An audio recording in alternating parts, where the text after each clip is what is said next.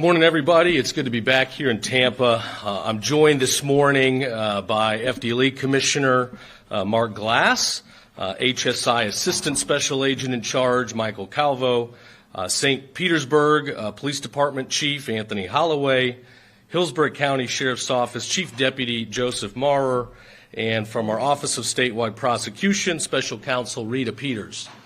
This morning is another opportunity to send a clear message to all predators out there, child molesters, traffickers, people that want to go after the most vulnerable in our state, that we take this more seriously than anything else. Going after predators is our number one priority, and that is not going to change. So we've got a few different announcements this morning. First, we secured a conviction and will have sentencing this week in the case of Marquette James. This is an individual who faces 4 criminal counts, multiple counts of human trafficking and racketeering. This individual was preying upon young women. What makes this case interesting is the federal government under the Biden administration had this case for a number of years and chose not to do anything with it. They did not prosecute. Once the administration changed and the Trump administration came in, HSI reached out to the state seeking some help, wanting to work together, and work together we did. We got this scumbag. He's going to face 120 years plus behind bars, and that's not enough time. So we're going to continue to investigate. We will add additional charges as necessary, and we will make sure we send a message again. Stay away from our women and children. We also have 2 child pornography cases, 2 takedowns to talk about today. One, Lucas Jose Harayez, here in the country on a visa. He's the owner of Lala Restaurant in St. Petersburg, charged with 18 counts of child pornography. There's probably more to come. He's going to do a lot of time.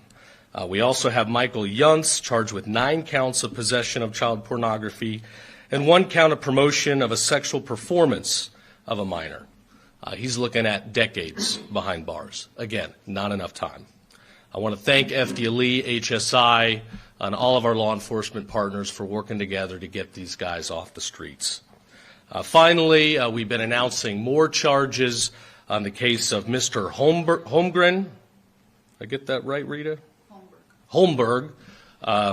This is the individual that we recently announced we will be seeking the death penalty on. The depravity that describes this situation is like nothing we've ever seen before. To sum it all up, all the counts included, and we're still not done going through evidence. This individual, as a reminder, sexually abused multiple children and videotaped most of it, if not all of it. We're looking at 14 life sentences there, 7 death sentences, and over 2,355 years in prison.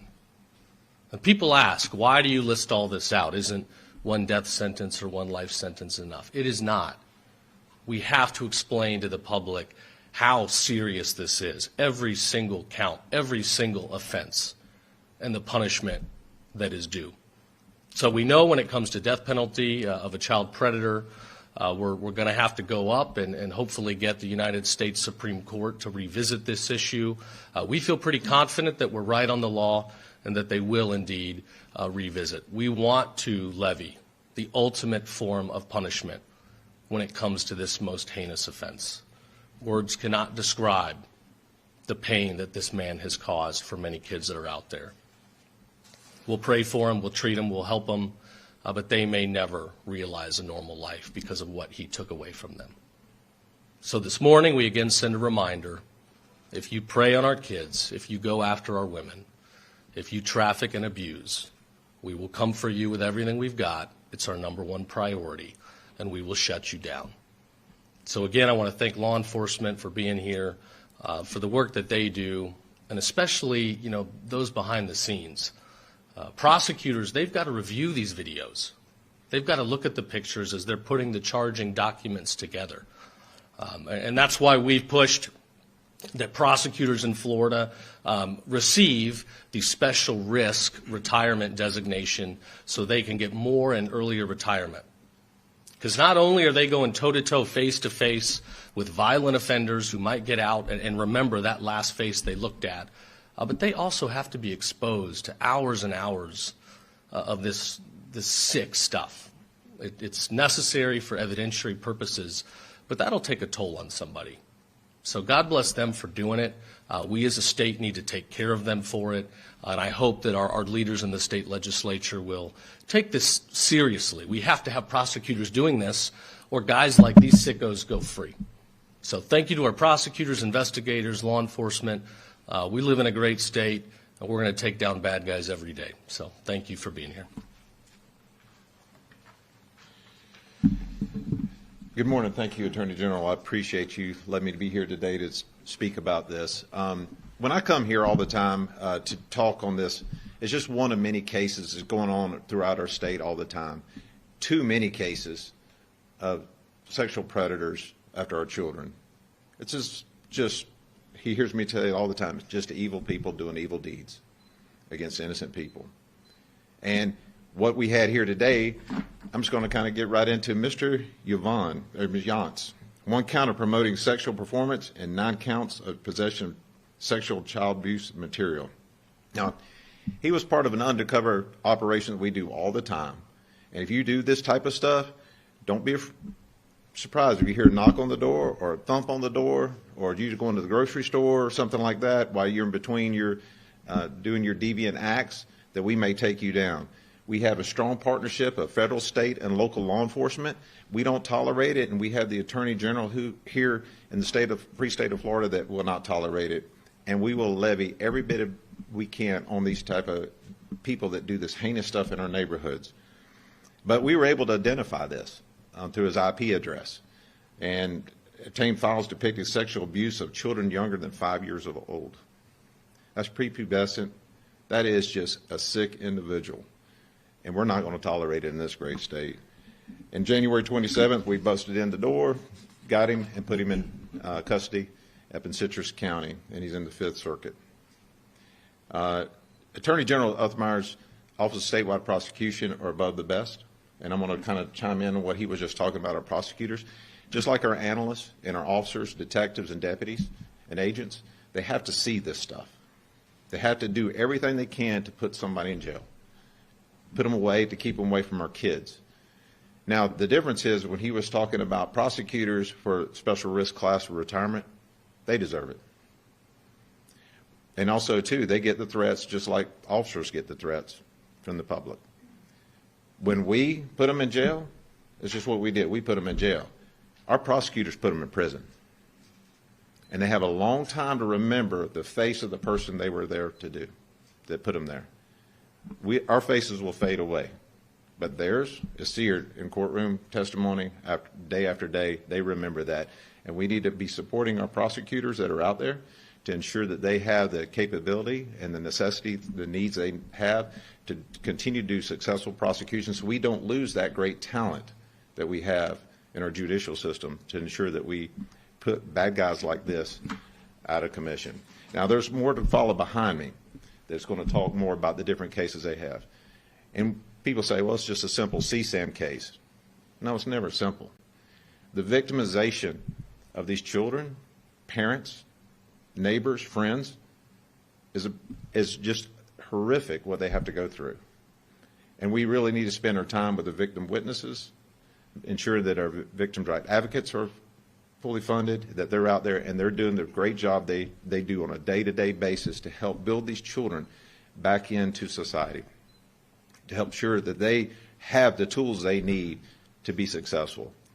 But, again, I'm here just to say thank you, Attorney General, for the support you give law enforcement. Between you, Governor DeSantis, President Trump, and our cabinet and legislators, y'all have given us the tools to do great things to protect our family and protect you. Thank you. Good morning. My name is Michael Calvo. That's C-A-L-V as in Victor O. And I'm the Acting Assistant Special Agent in Charge for Homeland Security Investigations, Tampa Field Office. Before I begin, I'd like to express my sincere gratitude to Attorney General Uthmeier, to Ms. Rita Peters with the Office of Statewide Prosecution, and to your entire staff for the unwavering support in the pursuit of justice and the rule of law in Florida. I'd also like to extend a special thank you to my fellow law enforcement colleagues, Commissioner Glass with FDLE, Chief Deputy Maurer with HCSO, and Chief Holloway with the St. Petersburg Police Department. Your continued collaboration and partnership are invaluable, and it is truly a personal honor to share the podium with you all this morning. I'd also like to give a shout out to all the special agents and supervisors at HSI Tampa, both past and present, who despite every single challenge thrown at them during this investigation, were able to get this case across the finish line. You guys are truly the best. Human trafficking is a complex issue, one that no single agency can tackle alone. It requires teamwork, such as sharing information, resources, and expertise to identify traffickers, support victims, and ensure justice is served. By working together, we reach more people, respond faster, and provide better support to those who need it most. I'm so proud of how our agencies came together during this investigation. Thanks to everyone's grit and professionalism, we identified those responsible, connected victims with vital services, and most importantly, held offenders accountable. This partnership undoubtedly leads to the betterment of our communities and brings hope to those affected. Having listened to the victim's testimony during trial, I can attest to the raw emotions and traumatic experience that were recounted. Many tears were shed, and no one in this country should ever have to live that way. But thanks to the perseverance of every agency involved, the victims can be assured that these monsters will never again be able to terrorize others. Finally, if you're listening or watching, I want this to be abundantly clear. I don't care if you call HSI, I don't care if you call the FBI, I don't care if you call your state and local law enforcement. Make the call. I promise you we will work in unison to come rescue you. Thank you.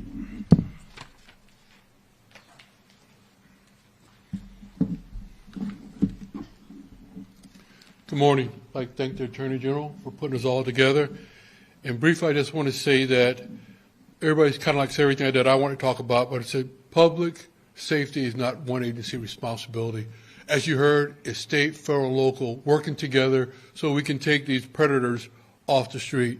The detectives, the men and women that have to go through these cases, look at these files, and talk to these people online, I don't know how they do it, but thank God they do it because they keep us safe.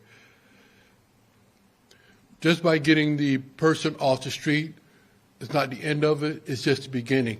Because our great prosecutors, they're the ones that have to put these cases together, make it a good case to make sure that these people do not get released anymore. When law enforcement and prosecutors share information, work together, we create a system to protect the victim, strengthen our case, and keep dangerous individuals off the street. And for the predators that are out there listening, you have two options. Option number one, get offline, get the help you need. Option number two, stay online, and like the commissioner said, we'll come knock on your door, we will arrest you, and the prosecutors will prosecute you. That's your last warning. Thank you.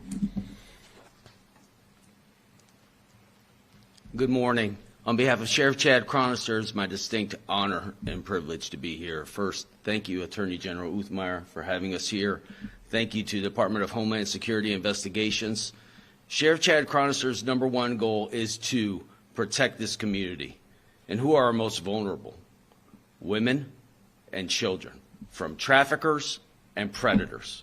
So much so that Sheriff Chronister implemented a human trafficking squad in the year 2021. 8 dedicated detectives, 2 supervisors.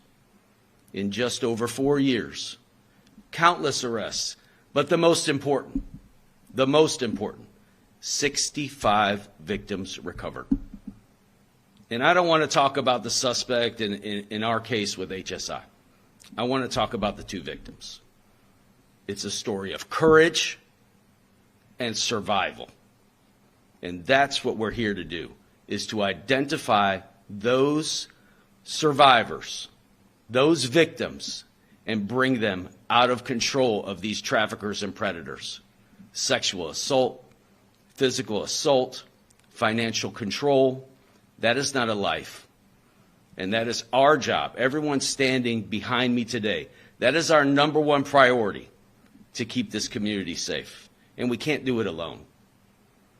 If you are a victim, please notify any local or state and federal law enforcement, and we will be there to help you.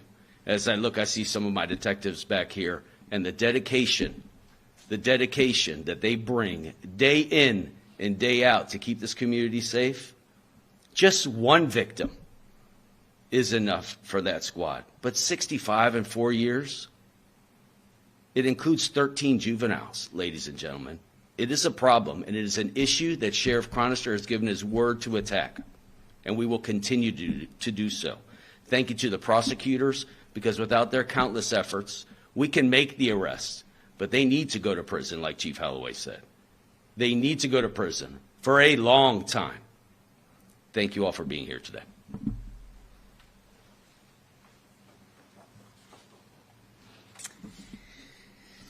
Good morning.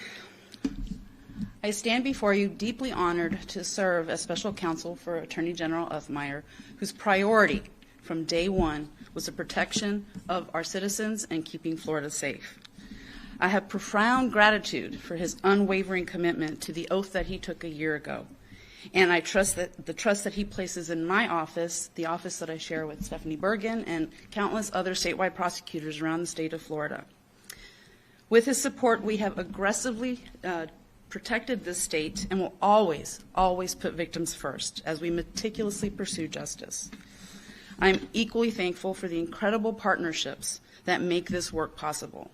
Hillsborough County Sheriff's Office, Hernando County, City of St. Petersburg, HSI, and FDLE. We are all on the same mission, and jurisdictional lines do not divide us.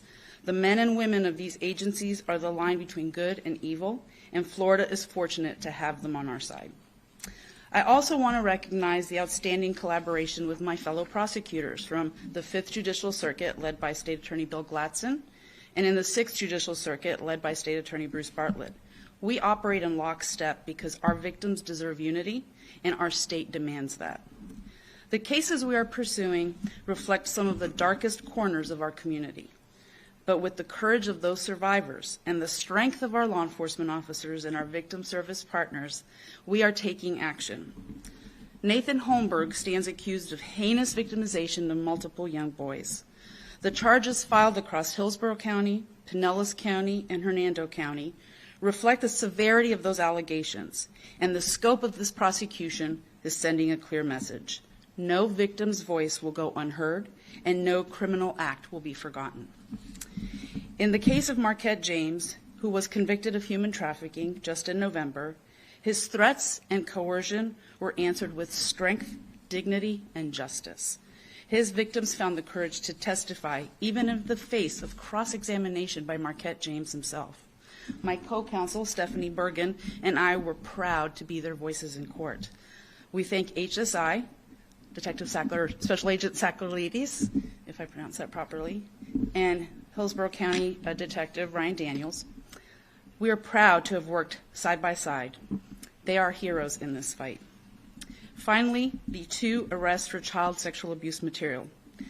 Let me be clear. Those who download, share, and take gratification in such material are complicit in the violent exploitation of our children, many of whom, in this case, were infants. These crimes are not passive. They are a byproduct of human trafficking, and they will be prosecuted to the fullest extent of the law because that is what those babies deserve. I leave you with this. Justice is our driving force, and we are guided by facts, grounded in the law, and unwavering in our duty to protect the people of the state of Florida. No matter the case, no matter the challenge, we will follow the evidence wherever it leads, and we will pursue full and complete accountability. That is our mission, and we will proudly follow it. One final thought. If anyone who is listening to this press conference has any information on any of the cases that you heard about this morning, please contact the Office of Statewide Prosecution, the St. Petersburg Police Department, Detective Rachel Hunter, or the Florida Department of Law Enforcement Special Agent Dodie Pruitt. Thank you. Thank you, Rita. You know, some people refer to me as the bulldog, Rita, but if I'm the bulldog, I don't know what that makes you. But in all seriousness, thank you to you and Stephanie. Thanks for the work you and your teams do. If taxpayers at home truly understood what you guys do for the state to promote public safety. I mean, Rita does this type of work all day, every day.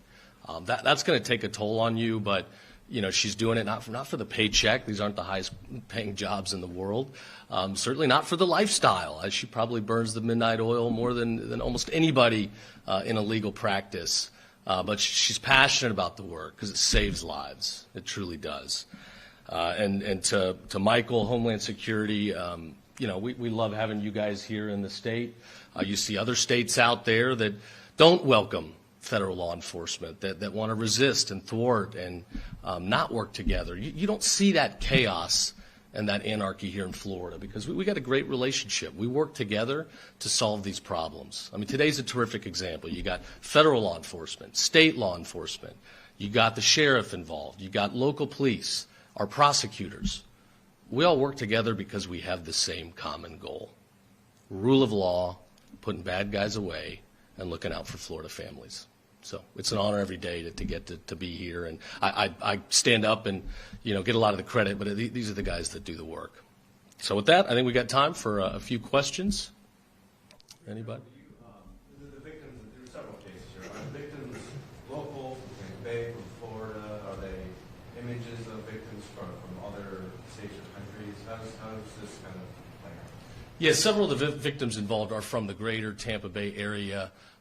Reed, I'll have to defer to you on images and things that can be provided. Some of that might have to happen offline, at the appropriate time. They're mostly from Florida. Mostly the victims are from Florida. In some of the other cases, they're child pornography series where they're being identified, but most likely we'll at least have some Florida connection to some of those babies that are appearing in those images. You also just announced this morning a lawsuit against Planned Parenthood. You mind just kind of describing what that entails? Yeah, we sued Planned Parenthood back some weeks ago. They were falsely advertising that the abortion pills that are mailed around and can get in the hands of kids are safer than Tylenol that you would get over the shelf. That's just empirically false. The data suggests that women that take these pills, oftentimes outside of a clinical setting, 1 in 25 end up in the emergency room. This is dangerous. It's unsafe. It's false advertising. I think we've got a great case against Planned Parenthood, and they need to pay for what they've done. They endanger women and children. My comment this morning you might be referring to, there's a legislator over in the Pensacola area, Alan Andrade. We found out his law firm is defending Planned Parenthood in state court against the state. And not only that, this guy, he chairs a subcommittee on the legislature on health care. So somebody that's aligned with Planned Parenthood, endangering women and children, they should not be chairing a subcommittee focused on the health of our citizens. I know this guy's been big, promoting LGBT trans rights and recreational marijuana, other things, but this is a whole new level. This cannot happen. No state official in leadership, much less a Republican, should be aligned in representing Planned Parenthood. That's awful. So I hope the Speaker of the Florida House of Representatives will address this. I know my office is certainly not going to be cooperating with that subcommittee so long as you have somebody like that involved. Full stop. Announcement announcing that the 22 amendments proposed have all failed, with 2 of them being actually submitted, I guess, by the Florida legislature. Just your reaction to that and why you think they might have all failed. Sure. I did get the report from the Secretary of State's office last night that these ballot initiatives where they need signatures did not get the requisite number of signatures to get on the ballot. The smart and safe, recreational marijuana in public amendment, that one we've announced, multiple criminal investigations. We're looking at a lot of fraudulent signatures. I know that, hundreds of thousands, were being verified as false signatures. People were calling in saying, that's not my signature, I didn't submit it. I think this highlights the danger of these petition gathering processes, things going on the ballot where, you have fraud in the election system. On Florida, we've come a long way from the hanging Chad era of 2000. We have an election integrity unit. We protect our ballot. We protect the Constitution. We have election results available right after 7 o'clock on Election Day. We do it right. We understand that, your right to vote is sacred. And when other people cheat and steal and mislead voters, it hurts every citizen in that right. So these didn't make it. That doesn't mean our investigation into Smart and Safe concludes. We will continue, and people that have committed fraud, have committed election fraud, we will hold them accountable. So can you say again the charges those guys are facing at the time? You put a lot of time into this. On the election stuff or on the content from today? Yeah, the first individual. Let me see. Marquette James, he's looking at 2 counts of human trafficking, racketeering, and conspiracy to commit racketeering. He's facing up to 120 years. He'll get a nice long scholarship to our Department of Corrections. We've got Lucas Jose Harayas, the owner of Lala Restaurant in St. Pete, charged with 18 counts of child pornography, looking at many years in prison. Michael Yuntz, charged with 9 counts of possession of child pornography, 1 count of promotion of sexual performance of a minor. Again, this guy's looking at 60 years plus behind bars.